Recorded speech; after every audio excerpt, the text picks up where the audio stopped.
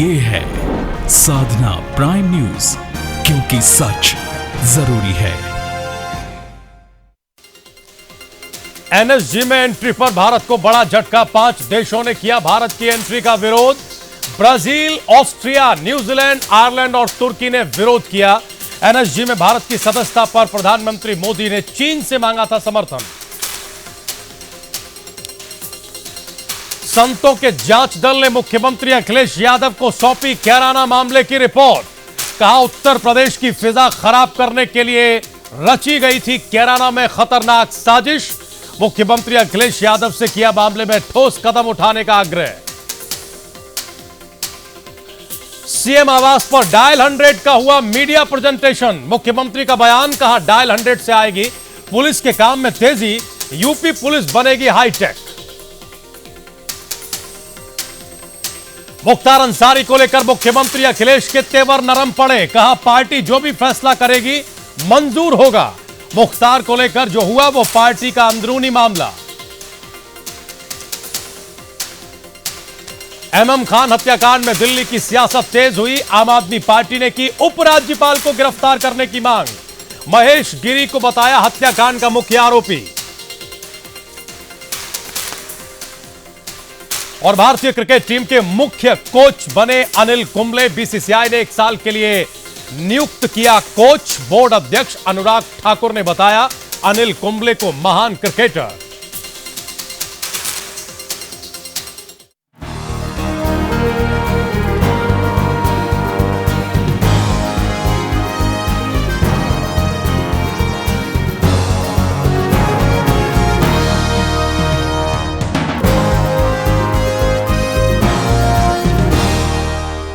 नमस्कार, स्वागत है आप सभी का प्राइम न्यूज पर। मैं हूं राजीव रघुनंदन और वक्त प्राइम एजेंडा का है।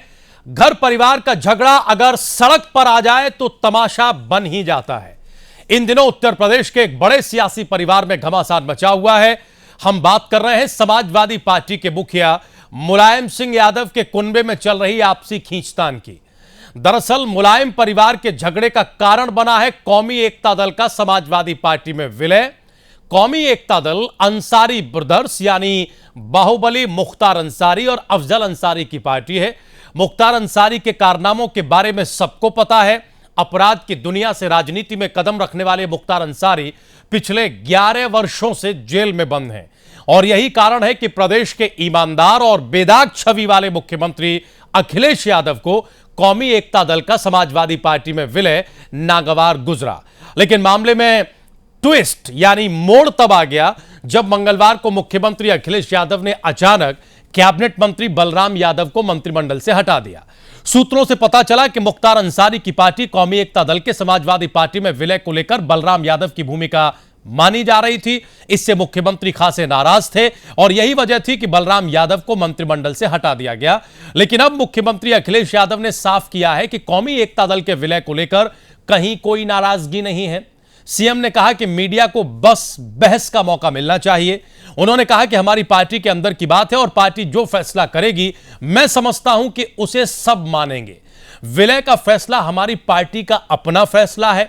अब सवाल यह उठता है कि आखिर कौमी एकता दल के विलय को लेकर कहीं कोई नाराजगी थी ही नहीं तो फिर senior cabinet minister Balram Yadav को बर्खास्त क्यों किया गया।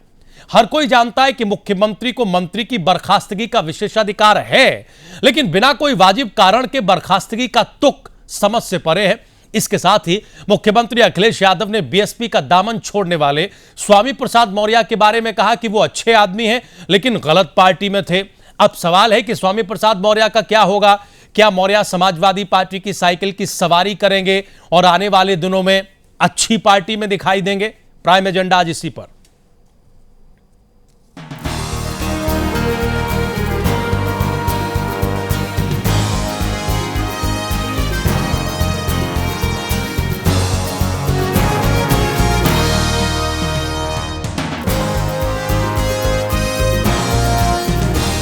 टेलीविजन चैनल्स पर सियासी डिबेट में एक बात अक्सर हमारे राजनेता कहते हैं कि राजनीति संभावनाओं का खेल है, लेकिन बदलते वक्त के साथ साथ अब राजनीति सुविधा का खेल भी हो गई है।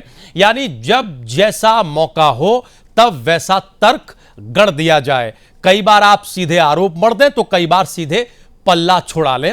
इस वक्त समाजवादी पार्टी में एक सीनियर कैबिनेट मिनिस्टर की बर्खास्तगी को लेकर कुछ ऐसे ही हालात दिखाई दे रहे हैं। हमारे साथ खास मेहमान जुड़े हैं इस मामले में चर्चा करने के लिए। बहुत ही सम्मानित वरिष्ठ पत्रकार पीयूष पंत जी हमारे साथ डिबेट में हैं। पीयूष जी, आपका बहुत स्वागत है।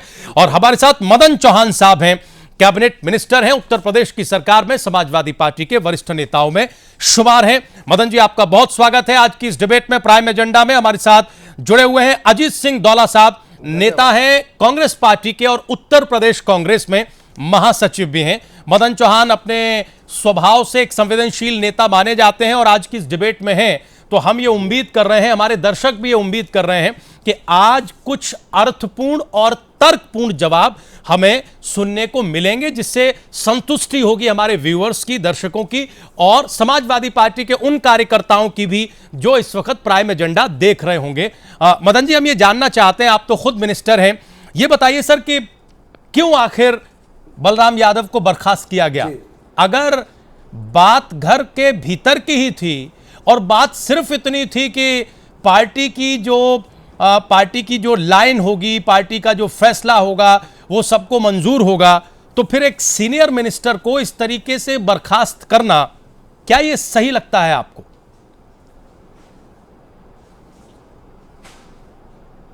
देखिए, मैं आपको बताना चाहता हूं कि हमारी कैबिनेट है, कैबिनेट के मुखिया होते हैं माननीय मुख्यमंत्री जी। बिल्कुल सही सर। उनको एक अधिकार होता है कि वो किसी को किस बात पर, और वो ना बताए कि किस बात पर उनको निकाला गया, बर्खास्त किया गया, तो ये उनका, ये तो मानते ही है कि विवेकाधिकार है उनका, जाहिर है उनका एक एकाधिकार है।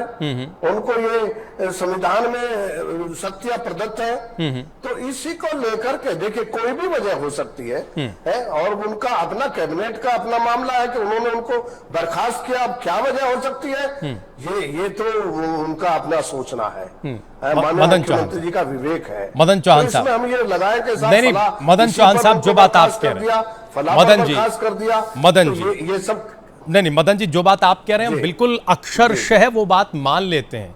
निश्चित तौर पर मुख्यमंत्री का ये विशेषाधिकार है, निश्चित तौर पर ये विवेकाधिकार है मुख्यमंत्री का संविधान के तहत कि वो किसे अपनी कैबिनेट में रखे और किसे अपनी कैबिनेट से बाहर करें, बाहर रखें, सारी बातें ठीक हैं। लेकिन हम ये मानते हैं और आप भी ये मानते हैं कि मुख्यमंत्री युवा हैं, पढ़े लिखे हैं, बाहर से उनकी शिक्षा दीक्षा हुई है, संवेदनशील हैं आप ही की तरह। एक इतने सीनियर लेवल के कैबिनेट मिनिस्टर को इतनी बेरुखी से मंत्रिमंडल से बाहर कर देना और कोई बड़ी वजह का सामने ना आना, जो एक वजह बताया जाना उस पर आज बयान ये आ जाना कि जो पार्टी तय करेगी हम सब उससे मानेंगे, बात कुछ समझ में नहीं आ रही। इसलिए हमने शुरुआत में आपका परिचय देते हुए कहा कि आज कुछ अर्थपूर्ण बात हमारे दर्शकों को और आपकी पार्टी के कार्यकर्ताओं को सुनने को मिलेगी कि कोई तो वजह होगी। साहब, आपने इतने सीनियर नेता को, नहीं, इतने सीनियर नेता को आपने पार्टी की सेवा का यह सिला दिया और जिस वजह से दिया, जो चर्चा चल रही थी उस पर आज ये बयान दे दिया कि पार्टी जो फैसला करेगी वो मंजूर होगा। क्या हम ये मान लें कि पार्टी में क्या हो रहा है इसकी जानकारी मुख्यमंत्री को ही नहीं है? आज जब पता लगी तो उन्होंने इतना सा बयान दे दिया।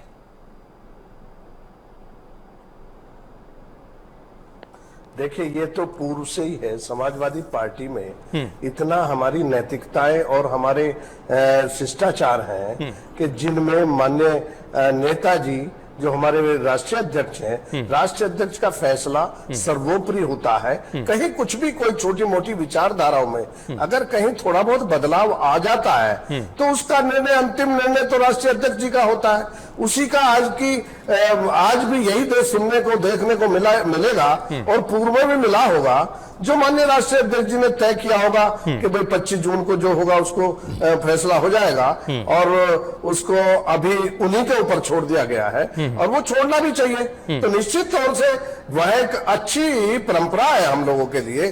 मैं तो समझता हूँ राजनीति में जिसको आप अपना वरिष्ठ और वरिष्ठ नेता मानते हैं, उनका आदर करते हैं, तो उन्हीं पे छोड़ना ही सर्वोपरि है और वो हमारा फैसला बिल्कुल मैं समझता हूँ कि सर्वदा बना भी रहेगा। मदन जी, हम आते हैं आपके पास, हम परिचय करा दें। अनिला सिंह जी हमारे साथ डिबेट में जुड़ चुके हैं। मदन जी आ रहे हैं, हम आप ही से सवाल जवाब का सिलसिला जारी रखेंगे। अनिला सिंह, भारतीय जनता पार्टी की नेता प्रवक्ता हमारे साथ जुड़ चुके हैं। बहुत स्वागत है अनिला जी प्राइम एजेंडा में। लेकिन मदन चौहान साहब, जो हम सवाल कर रहे हैं वो उस सवाल को सही से एड्रेस नहीं कर रहे हैं आप। जो भी बात आप कह रहे हैं वरिष्ठता की, बड़े नेता की, मान्यता की, इससे कहीं कोई दिक्कत नहीं है, बिल्कुल होना चाहिए। हर पार्टी अपनी परंपराओं से बंधी होती है। हमारी आपत्ति सर सिर्फ इतनी है कि जिस बात को लेकर इतना हो हल्ला मचा, जिस बात को लेकर मुख्यमंत्री ने एक सीनियर लीडर को, कैबिनेट मिनिस्टर को बर्खास्त कर दिया, उसी बात पर मुख्यमंत्री ये कह दें कि पार्टी का फैसला हमें भी मान्य है। ये क्या जायज है? ये क्या दिखाता है? क्या ये मुख्यमंत्री की मैच्योरिटी थी कि उन्होंने बगैर राष्ट्रीय अध्यक्ष से बात किए इतना बड़ा फैसला तैश में कर लिया और एक नेता की पूरी प्रतिष्ठा उन्होंने दांव पर लगा दी? आप तो खुद बड़े नेता हैं, खुद कैबिनेट में मिनिस्टर हैं, इसका दर्द अच्छी तरह समझते हैं। हम जो सवाल कर रहे हैं उसको बिल्कुल वैसे ही एड्रेस करिएगा मदन चौहान साहब। दर्द होता है, देखिए मैं वही बता रहा हूं। देखिए ये इतना बड़ा प्रदेश है और हमारे भारत का, हमारी पूरे संविधान में एक उत्तर प्रदेश की बहुत बड़ी भूमिका है और यहाँ पर शासन करना, यहाँ पर पूरी सरकार को चलाना, पूरे 22 करोड़ की जनता को बैलेंस करना, ये एक अच्छी मतलब बहुत बड़ा कठिन कार्य भी है। और इसके साथ साथ आज समाजवादी का विस्तार भी काफी अच्छे लेवल से और बड़े लेवल से चल रहा है। कहीं ना कहीं विचारों में कटुता आ सकती है, किसी बिंदु पर आ सकती है, लेकिन ये कहां से पता चल रहा है कि जो उनकी बर्खास्तगी हुई माननीय मंत्री जी की, वो इसी बिंदु पर हुई या इस पॉइंट पर हुई। अच्छा, किस बिंदु पर हुई सर ये बता लगा रहे हैं। नहीं मदन जी, किस बिंदु पर हुई ये बता दीजिए। आपको तो जानकारी होगी, आपकी बातचीत हुई होगी, किस बिंदु पर हुई ये बता दीजिए। देखिए ये तो बिंदु माननीय मुख्यमंत्री ही बता पाएंगे। वास्तव में क्या उन्होंने ये बिंदु इंडिकेट किया? क्या उन्होंने ये बताया कि हमने इस बिंदु पर या उस मसले पर उनको कौमी एकता के विलय के नाम पर हमने बर्खास्त किया इनको? अच्छा मदन जी, हम सब तो राजनीतिक शिष्टाचार जानते समझते हैं। अब ये तो हम और आप लगा रहे हैं। अब नहीं मदन जी, हम सब तो राजनीतिक शिष्टाचार जानते समझते हैं। अगर मान लीजिए बहुत नाराजगी थी भी मुख्यमंत्री की, मान लीजिए, तो वो इस्तीफा ले लेते, बलराम यादव से इस्तीफा ले लेते, उन्हें कह देते कि जाइए इस्तीफा दे दीजिए। बर्खास्त करने की जरूरत क्या पड़ी?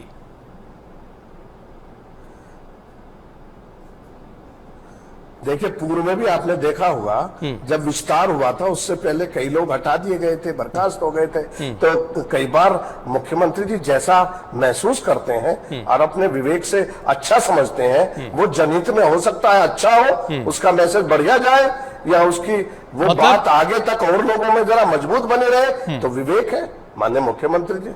मतलब बलराम यादव की बर्खास्तगी मुख्यमंत्री ने जनहित के लिए की। विवेक है कि बिल्कुल जनहित के लिए की होगी। और आज उसी जनहित के लिए मुख्यमंत्री ने यह कह दिया कि जो पार्टी का फैसला होगा वो सबको मान्य होगा, हमें भी मान्य होगा। जी जी जी, अजीब जनहित है। कटुता हो सकती है। मदन चौहान जी, मदन जी, बड़ा अजीब सा जनहित है मुख्यमंत्री का।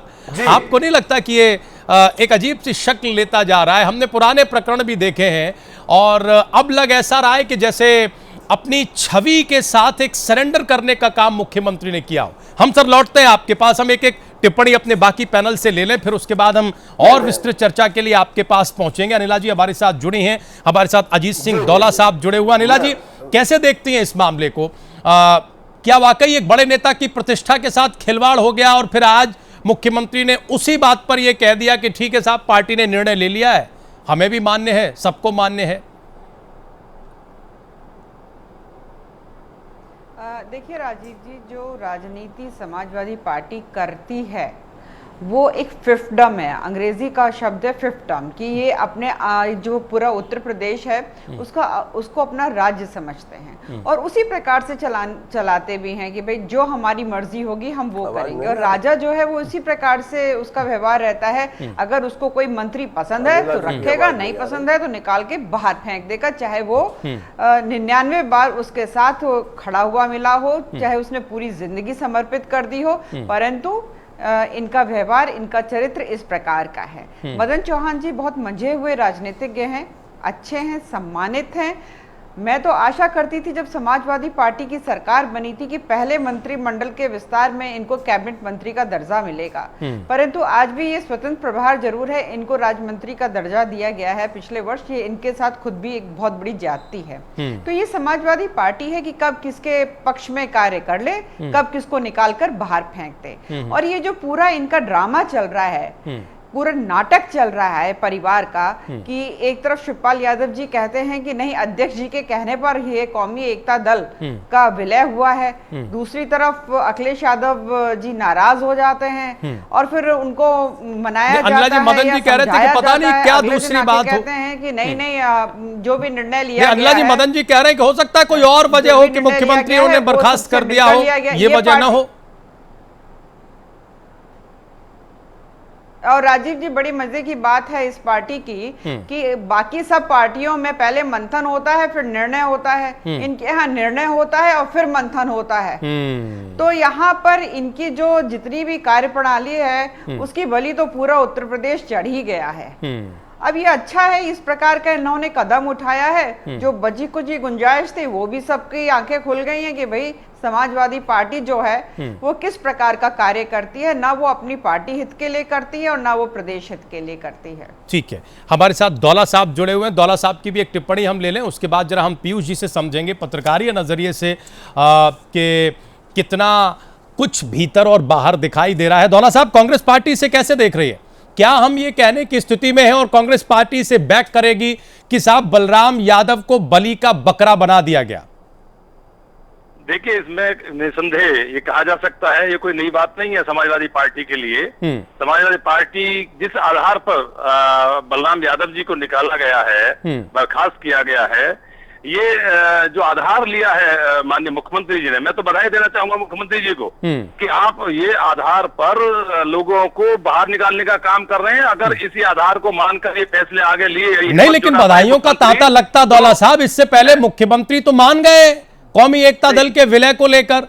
ये बधाइयों की तो अभी शुरुआत हुई थी, बहुत बड़ा रेला बधाइयों का लगने वाला था, तब तक मुख्यमंत्री ने ये कह दिया कि हम तो सहमत है पार्टी के फैसले से। का प्रयोग करने में समर्थ हो और इस रास्ते पे चल सकते हो, तो मैं समझता हूँ कि सरकार के अधिकांश मंत्री सरकार से बाहर चले जाएंगे और पार्टी के मैक्सिमम पदाधिकारी बाहर का रास्ता देख लेंगे। लेकिन ये मैं समझ नहीं रहा कि ये कहीं ना कहीं घेरबंदी की गई है और फिर से मुख्यमंत्री फिर घेरा गया, फिर रास्ते पे आ गए। तो ये जो चल रहा है समाजवादी पार्टी के लिए नया नहीं है। प्रदेश के तमाम अपराधियों, भूमाफिया, गिरोहबंद जितने भी लोग हैं, ये सबके सरगना हैं, सब मिले हुए हैं। और मैं समझता हूँ कि बहुजन समाज पार्टी के साथ हो, वही लोग कल वहां थे, आज यहाँ आ गए, कल वापस वहां पहुंच जाएंगे। ये मिलकर गेम चल रहा है। चाहे भारतीय जनता पार्टी के पास लोग बच के जो वहां जाएंगे वो लेने को तैयार है। तो ये मिलकर बड़ा गठजोड़ भूमाफियाओं के साथ, अपराधियों के साथ, सरगनाओं के साथ में प्रदेश की जनता के विश्वास के साथ में उसको विश्वासघात किया जा रहा है, उसको तोड़ा जा रहा है। जनता इसलिए सौंपती है प्रदेश की हमारा विकास हो, हमारी सुरक्षा हो, लेकिन ये जब अपराधियों से हाथ मिलाते हैं तो वो बड़ा अपने आप को छला महसूस करता है, उसको लगता है कि हमने क्या कर दिया। और ये 4 साल में नहीं दिखाई देता, चुनाव के वक्त बड़ी ईमानदारी से इसमें विश्लेषण होता है, फैसला होता है, ये मैसेज देने का काम किया जाता है। ये संदेश देने का वक्त नहीं है, ये प्रदेश की जनता को विश्वास दिलाने का वक्त है कि हम ये संदेश दें कि हम प्रदेश की जनता के हितों की रक्षा करना जानते हैं। अपराधियों के साथ में प्रदेश के हित सुरक्षित नहीं है। और ये रास्ता तभी तय होगा जब प्रदेश के मुख्यमंत्री अपनी शक्तियों का प्रयोग करें, जो सही है सही और जो गलत है उसको गलत करने का काम करें। ये गिरोहबंदों के बीच में घिर के जो बात करते हैं, जब उन्होंने फैसला किया निकालने का, तो ये संदेश था कि वो अपराधियों और भूमाफियाओं और गुंडों के साथ नहीं, उनके खिलाफ है।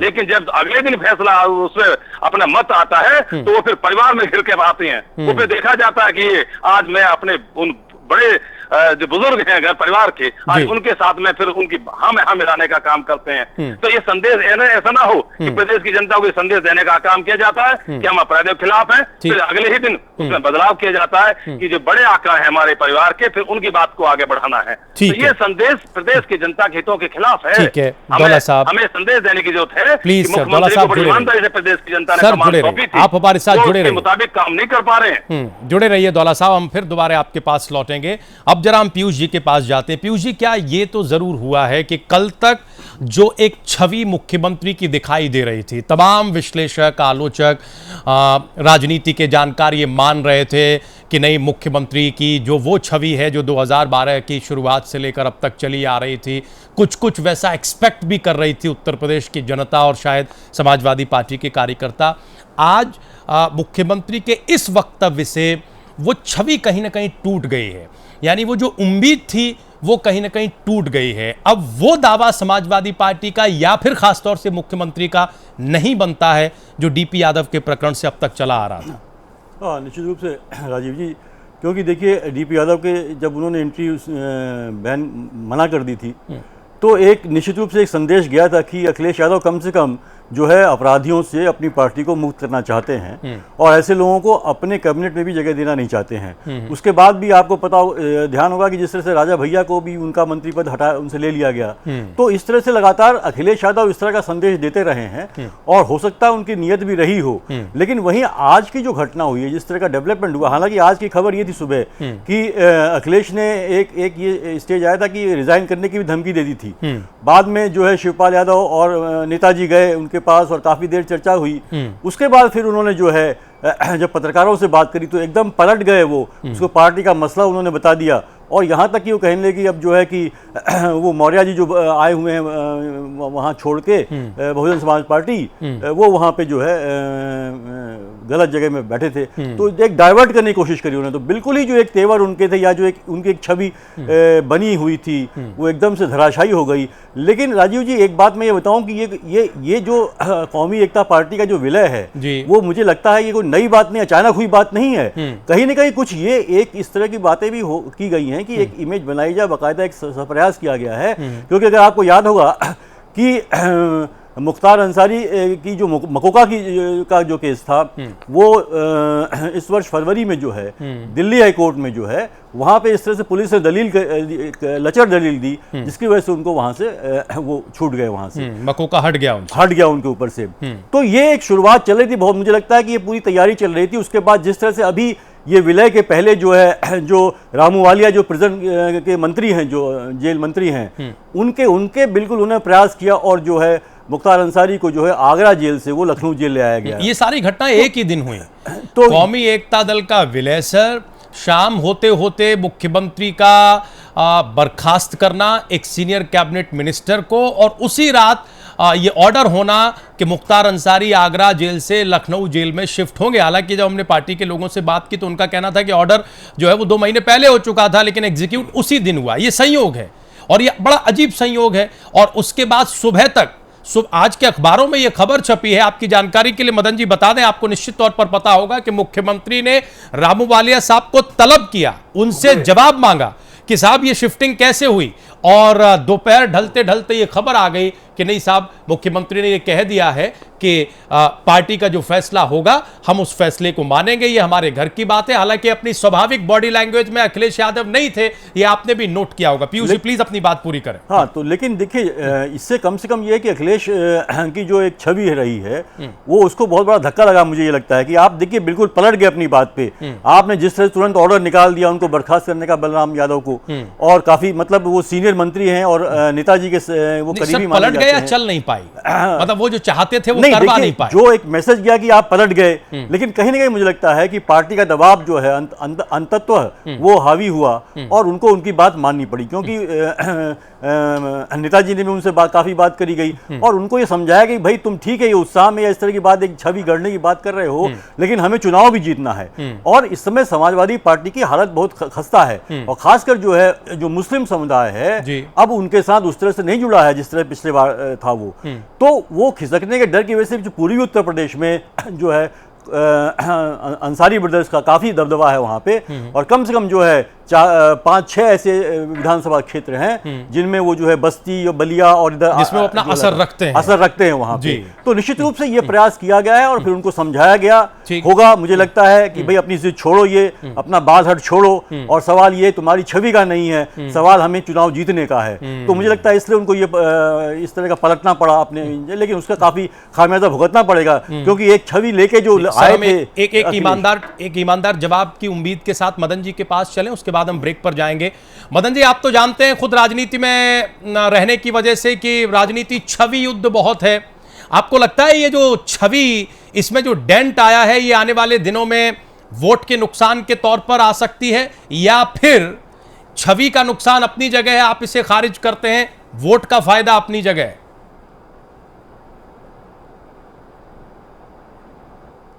देखिए, छवि का और वोट का दोनों का संबंध है, और दोनों का जब संबंध है, इससे कोई छवि पे कोई फर्क इसलिए नहीं पड़ता। ये ऐसा मामला नहीं है। अगर हमारे राष्ट्रीय अध्यक्ष किसी बात को कहेंगे तो हमारी ड्यूटी है, वो हमारी एक नैतिकता और नियम भी है कि हम पार्टी का सारा मैंडेट जो हमारे अध्यक्ष हैं उनका माना जाए। और वैसे भी ये सब हम और आपस में लगा रहे कि कहाँ भेद है कहाँ नहीं है, भेद कहीं नहीं है। और राजनीति में, चुनाव में आप सारे समीकरण इकट्ठे करके तब चुनाव जीतते हैं। हर एंगल पे विकास भी होता है, सब बिरादरी का समागम भी होता है, तमाम कार्य, छवि, सब चीजों को मिला करके आदमी चुनाव जीतता है, और चुनाव जीत करके उसी तरह सरकार बनाने का काम होता है।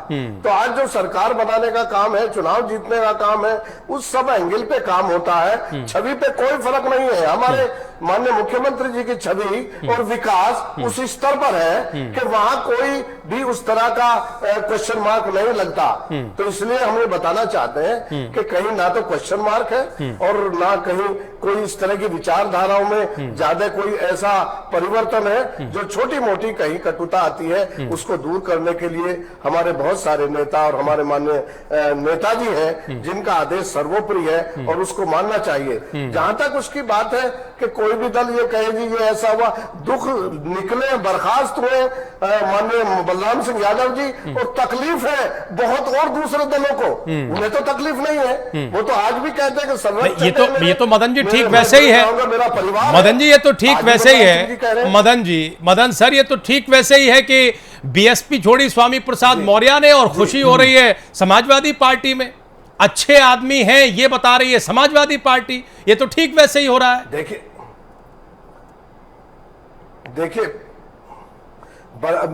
उनका मौर्य साहब के बारे में बताना चाहता हूं कि स्वामी प्रसाद मौर्य, मैं असेंबली में हूं कई बार से, तो उनको मैंने बोलते हुए देखा है। बहुत अच्छे वक्ता है, बहुत अच्छे समझबूझ से बोलते भी हैं, और उनको ये नहीं कि पार्लियामेंट्री अफेयर्स में पसंद भी किया जाता है। और ऐसे आदमी को जब इस तरह से कहीं उनके साथ बर्ताव हो तो निश्चित तौर से अगर वो लोग आना पसंद करते हैं तो ये पार्टी के लिए अच्छे सिग्नल है। कुछ लोग अगर समाजवादी में आज ठीक उसी तरह से, सर हम ब्रेक पर जाना चाहते हैं, देर हो रही है हमें, ठीक उसी तरह से बलराम सिंह यादव की बर्खास्तगी पार्टी के लिए अच्छे सिग्नल नहीं है सर। हम तो सिर्फ ये समझाने की कोशिश कर रहे हैं। ठीक उसी तरह से अपराध और अपराधियों पर मुख्यमंत्री की छवि में डेंट लगना ये अच्छे संकेत नहीं है सर। जैसे स्वामी प्रसाद मौर्य को आप अच्छा संकेत समझ रहे हैं, ये चीजें बिल्कुल अच्छे संकेत नहीं है। हम जरा अनिला जी के पास चलेंगे। सर एक छोटा सा ब्रेक ले लें, हम एक छोटा सा ब्रेक लेना चाहते हैं मदन जी, उसके बाद हम अनिला जी के पास जाएंगे। दौला साहब को भी जरा चर्चा में शामिल करेंगे कि ये जो छवि का यू टर्न है ये आने वाले दिनों में समाजवादी पार्टी को कैसे पे करेगा। क्या आज इस डिबेट में मदन चौहान साहब जिस तरीके से बोल रहे हैं, जिस व्यवहारिक व्यापकता के साथ बोल रहे हैं, राजनीति की बड़ी व्यापकता यही है, क्या नेताजी ने भी आज बंद कमरे में अखिलेश यादव को कुछ इसी तरह से समझाया होगा कि छवि अपनी जगह है लेकिन चुनाव वोट से जीते जाते हैं और उसके बाद ही सरकारें बना करती हैं। स्वामी प्रसाद मौर्य समाजवादी पार्टी को इतने अच्छे क्यों लग रहे हैं कि ऊपर से लेकर नीचे तक एक ही तरह के बयान आ रहे हैं? क्या ये उसी बात के संकेत हैं कि 27 तारीख को वो मंच पर दिखाई दे सकते हैं? एक छोटा सा ब्रेक ले रहे हैं, तुरंत हाजिर होंगे।